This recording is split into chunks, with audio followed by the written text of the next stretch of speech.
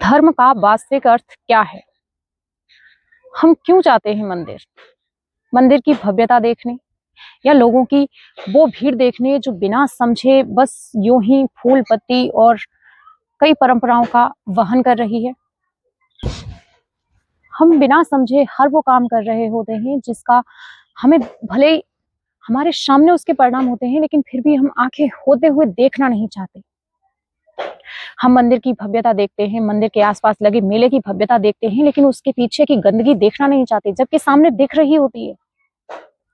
हम जमुना जी में जाते हैं, प्रवेश करते हैं, पानी भरते हैं, वहीं पर तुलसी की लकड़ी है, कई सामग्रियां हवन की राख वगैरह विसर्जित करते हैं।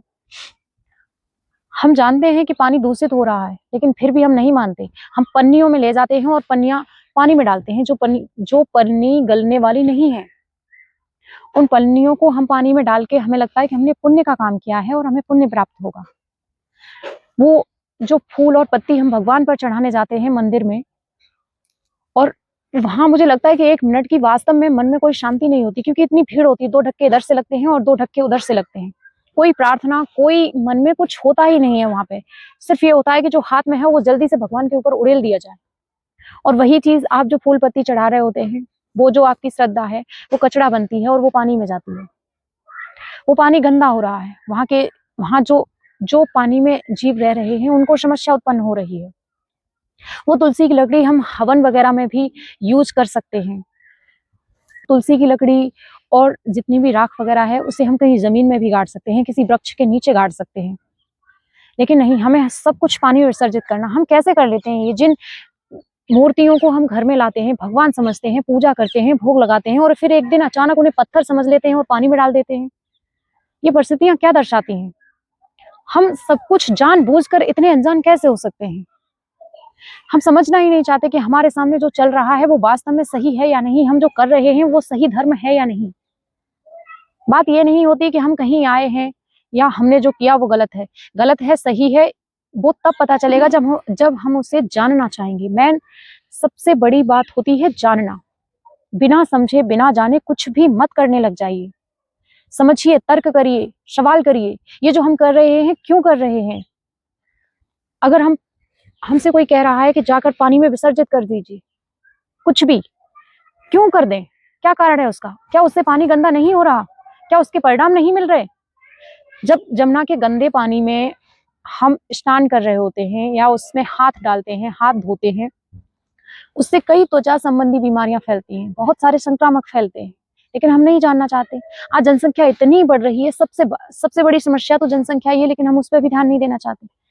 हर चीज हमने पूरे धर्म को हमने इतनी बुरी तरह आडंबरों में बांध के रखा है, और उन्हीं आडंबरों में हम उलझ कर रह गए हैं। ज्ञान से, धर्म से, मानवता से, समझ, चेतना इत्यादि से हमारा कोई लेना देना नहीं रह गया। कई बार तो बहुत अजीब लगता है ये देखकर कि छोटे मंदिर में छोटे भगवान हो गए और मंदिर भव्य है तो भगवान बड़े हो गए। ये कैसे हो जाता है? थोड़ा तो विवेक लगाइए। मंदिर की बढ़ती भव्यता इंसान को बुरी तरह लूट रही है और आप समझना ही नहीं चाहते। मंदिर में आपके चढ़ाए गए 10 रुपए से कुछ नहीं होने वाला। ना आपकी जिंदगी बदल रही है, ना आप पर कोई कृपा हो रही है। वो व्यर्थ में जा रहे हैं आपके पैसे। मंदिरों के ठेकेदारों के पास जा रहे हैं वो पैसे। गरीब और आम जनता, आप जैसे व्यक्ति आज भी गरीबी रेखा के नीचे ही धकेले जा रहे हैं।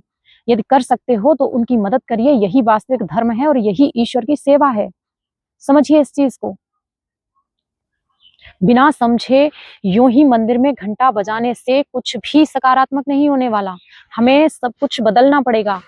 आज वाकई में क्रांति की बहुत आवश्यकता है। हर व्यक्ति को हर क्षेत्र में उतरना है, समझना है चीजों को और समझाना है बाकी लोगों को। जागरूक करने की बहुत ज्यादा आवश्यकता है, क्योंकि हर तरफ से हमें पूरी चकाचौंध, पूरे चारों तरफ की चमक धमक से हमें बुरी तरह लुभाया जा रहा है, फंसाया जा रहा है, और हम उसमें उलझ कर रह जा रहे हैं। हम अपनी जिंदगी की वास्तविकता और सच्चा सुकून है उसे हम खोते जा रहे हैं।